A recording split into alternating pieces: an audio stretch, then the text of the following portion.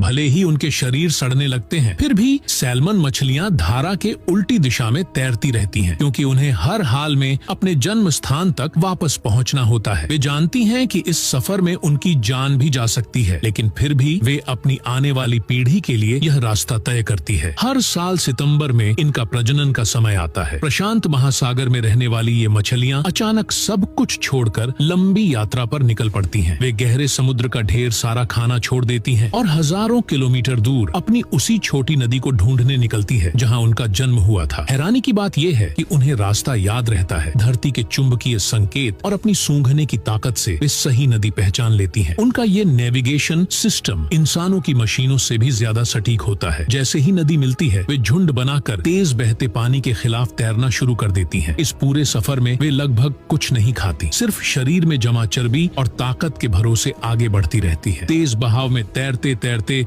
उनकी सारी ऊर्जा खत्म होने लगती है। मांसपेशियां कमजोर पड़ जाती हैं, शरीर जवाब देने लगता है। वे खारे समुद्र की आदी होती हैं, लेकिन मीठे पानी में आते ही उनका शरीर बीमार होने लगता है। इम्यून सिस्टम कमजोर हो जाता है, उनकी त्वचा खराब होने लगती है, बैक्टीरिया और फंगस हमला कर देते हैं। धीरे धीरे उनका शरीर सड़ने लगता है, लेकिन फिर भी वे रुकती नहीं। लगभग लाश जैसी हालत में भी वे घर की तरफ तैरती रहती हैं। पर रास्ता इतना आसान नहीं होता। कई शिकारी उनका इंतजार कर रहे होते हैं। भालू बस पानी में खड़ा हो जाता है और सैल्मन मछलियां खुद उसके मुंह में चली जाती हैं। इतनी बड़ी संख्या में मछलियां इन जानवरों के लिए खाने का बड़ा भंडार बन जाती हैं, जिससे वे सर्दियों के लिए ताकत जमा कर लेते हैं। जैसे जैसे मछलियां प्रजनन वाली जगह के पास पहुंचती हैं, उनके शरीर का रंग बदलने लगता है। वे लाल और ज्यादा चमकीली हो जाती हैं। ये रंग साथी को आकर्षित करने का संकेत होता है और बताता है कि कौन ज्यादा ताकतवर और स्वस्थ है। कई हफ्तों की कठिन यात्रा के बाद सिर्फ कुछ ही मछलियां अपनी जन्म वाली नदी तक पहुंच पाती हैं। वहीं उथले पानी में वे अपनी आखिरी ताकत लगाती हैं, उछलती हैं, कूदती हैं और अंडे देती हैं। वे किसी खास साथी को नहीं चुनती। जो यहाँ तक पहुँच गया वही सबसे मजबूत है। प्रकृति खुद सबसे अच्छे जीन चुन लेती है। नर मछलियाँ अपनी आखिरी सांस तक कोशिश करती हैं और काम पूरा होते ही उनकी जान निकल जाती है। वे अपनी जान देकर अपनी अगली पीढ़ी के लिए रास्ता बना जाती है। उनकी मौत ही नए जीवन की शुरुआत होती है। कुछ दिनों बाद अंडों से छोटे बच्चे निकल आते हैं। उनका पहला खाना उनके माता पिता के शरीर से बने छोटे छोटे जीव होते हैं। थोड़ा बड़े होने पर वे नदी के साथ बहते हुए वापस समुद्र में चले जाते हैं और अगले साल फिर उसी जगह लौटते हैं। सैल्मन मछलियां का जीवन बस एक ही मकसद के लिए होता है, अपनी नस्ल को आगे बढ़ाना। वे सड़ती हैं, टूटती हैं, मरती हैं, लेकिन अपने बच्चों के लिए भविष्य बना जाती हैं। यही है सैल्मन मछलियां की छोटी लेकिन बेहद महान जिंदगी।